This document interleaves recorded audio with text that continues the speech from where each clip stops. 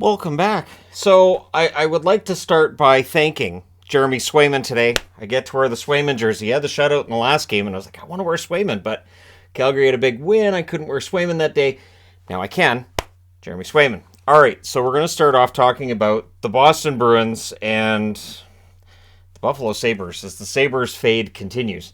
So it's Swayman versus Lucan, and it took 15 seconds. It's a turnover, and it's in the back of the net. Bergeron from Marchand and DeBrusk.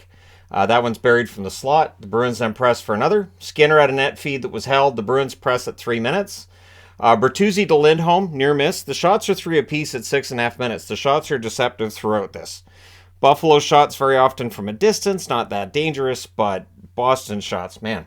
Anyways, Sporel blocks a Gergensen shot. I think Sporel had the best game I've seen him play in years today.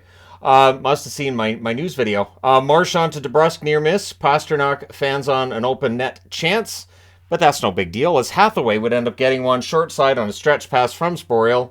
And Clifton at 9:01. Nosek and Okposo get kind of pushy, so they both go to the box for that.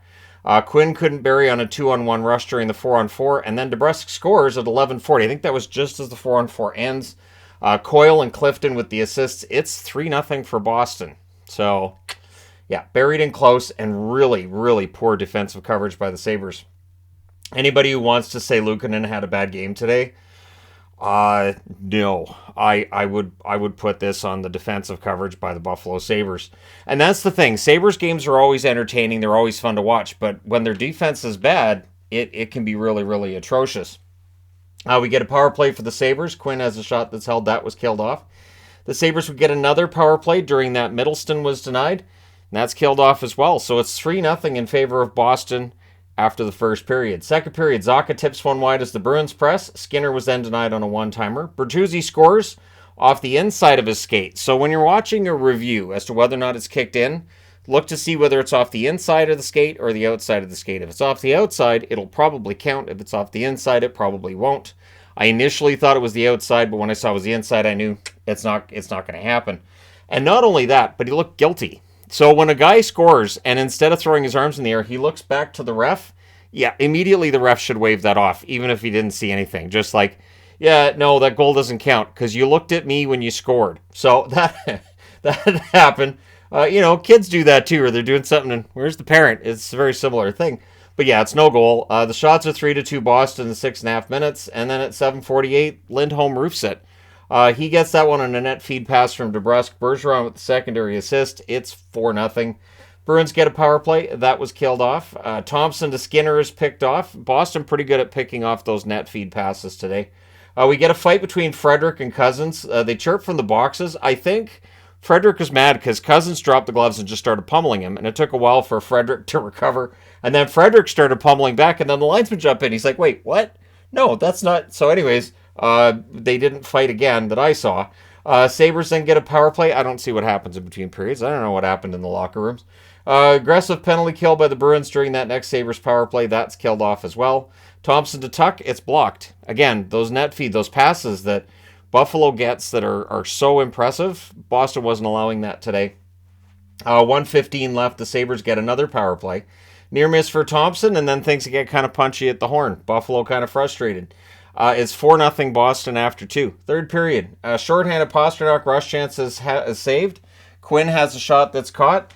Bruins do finish the kill. Peterka's denied in close as the Sabres press. Krebs has a chance that's held, and then there's some pushing. 6.5 minutes into the period, the shots are 9-3 for the Sabres. But Boston gets a power play, and they score on it. And it is Pasternak scoring from Bergeron and Marchand at 10:37. Stop me if you've heard them score as a combined trio of players before. And then at 11:33, it's a one-timer from the slot. It's Coyle from McAvoy and Frederick. So while Frederick's goal streak ends today, the point streak does not. Bruins press with 5 minutes left. There's a crossbar for Greer. And then McAvoy scores at 17:59 from Bertuzzi and DeBrusk to make sure this is a no-mercy game. Boston wins 7-0. They go to 53-11-5 on the season. For Buffalo, 33-30-6. Any hopes for playoffs gone. Shots on net, 11-7 Buffalo in the first, 8-5 Boston in the second. Both teams had 11 shots in the third. Final shots, 27-26 Buffalo. Power plays, Boston 1 for 3, Buffalo 0 for 4.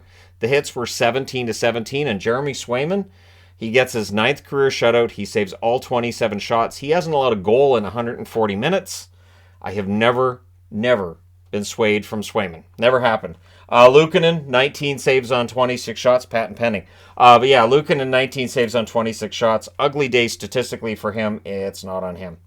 And Washington and Minnesota. This game just finished up. This was an ugly one. These teams really didn't like each other by the end of it. It's Lindgren versus Fleury, and early on, Minnesota gets the lead. It's Boldy from Johansson and Gaudreau. The Caps would look to answer that goal. Hartman has a rush chance that's defended. The shots on net are 3 apiece at 3.5 minutes. And then Boldy, it's a tic-tac-toe, 3-on-2. No chance Lindgren here. Johansson and Eriksson Ek with the assists at 4:36. And that was off of a turnover. The Wild then press for another. Sundqvist has a chance that's held. Brodin is denied. The Caps clear it out. I don't know why that 2 fell down.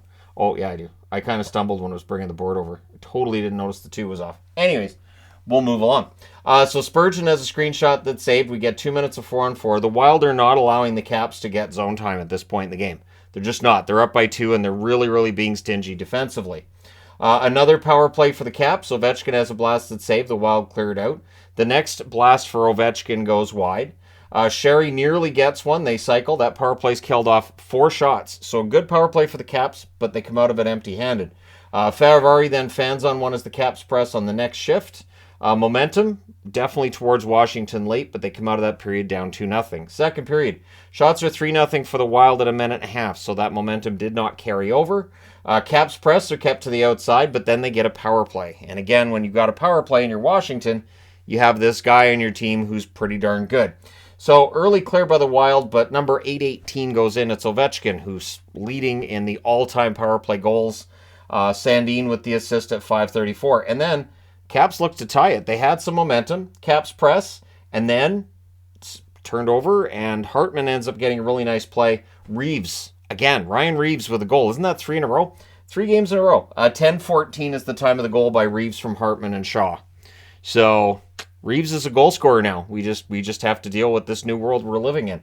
So he tipped that one in front and made it look relatively easy. Zuccarello nearly adds another. Momentum's back with the Wild. There's a press by Minnesota that draws a power play. We then had 38 seconds of 5-on-3. These could be game changers. This one wasn't really quite the game changer some of the others have been. So they kill off the 5-on-3. It becomes a 5-on-4, which makes it a 4-on-4 as the parade continues to the box. Oshie has a blast that's held. There's some pushing. Everything's killed off.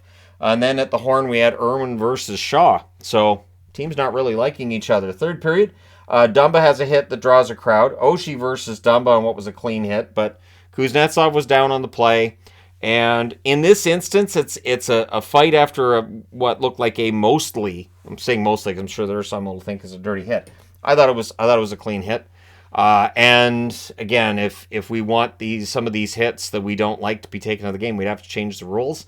And the NHL doesn't seem keen on doing that. At any rate, we get a power play for the Wild. They cycle. The Caps clear it out. They kill that off. But not long after, Brandon Duhaime, in his first game back after missing 7, scores from Sundqvist at 3:46. So Oscar Sundqvist has got his game back. He wires that one top shelf, does Duhaime. Johansson then takes a puck in the ankle. He exited there. Hopefully he's fine. Reeves was chatty with Wilson. We didn't see a fight. There was no fight.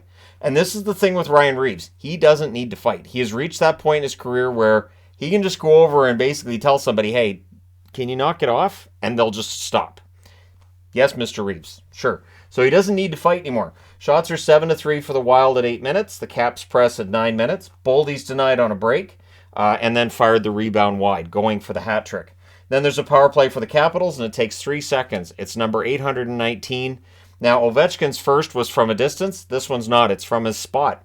And he gets that one from Strome at 12:33. And I've seen people say, well, he scores all his goals from the same spot. That makes it more impressive when you know where the goal's coming from, and he still gets it almost every time. Now, at 13:58, Boldy gets the hat trick. It's a breakaway, and he gets it. And the hats on the ice, that was a lot of hats. And I say that as a Canadian hockey fan who's seen a lot of hats on the ice. Minnesota, maybe an honorary Canadian province on some level when it comes to hockey, right? So that's buried on a break. Somebody in Michigan right now is going, hey, I know. Second career hat trick for Boldy. He's been excellent. Remember when Kaprizov went out, the question was who was going to score the goals. Boldy has absolutely stepped into that void. Wild press with 5.5 minutes left. There's an early goalie pull by the Capitals. The Caps score and it's waved off. And it was waved off for a hand pass by Wilson. They overturned that. The officials all talked together and they overturned it. And so it's a good goal. It's Strome from Wilson and Ovechkin at 16:26. Minnesota doesn't challenge it. I'll agree with the announcers on this. It's not worth it. You're up by 2 goals. If it doesn't get overturned, you are now killing a penalty up by 2 goals. Just let it go. So then there's a post for Boldy on an empty net chance. Fans really wanted that. That would have been 4. The nice thing is it bounces out front, so it's not an icing either. So almost as if he planned it that way. The Wild do ice the puck, but that's with 22.3 seconds left. We get some unpleasantness, which leads to a couple of guys getting roughing penalties and a 10-minute misconduct for Wilson just to get him out of the way. And Minnesota wins this one 5-3. They go to 40, 22-8 with the win. Washington 33, 31-7 with the loss. Their playoff hopes are fading as well. Shots on net 12-11 Washington in the first, 17-10 Minnesota in the second, 14-12 Washington in the third. The final shots 40-36 for Minnesota. Power plays Washington 2 for 4, Minnesota 0 for 3. The hits 28-13 by Washington. Lindgren saves 35 out of 40, and Fleury saves 33 out of 36. All right, there you go. You're all caught up. Let me know your thoughts in the comment section below, as always. Don't forget to hit like and subscribe if you're browsing your way through. You just happened upon this video. Thank you guys so much for watching, for all your support. I will talk to you again soon.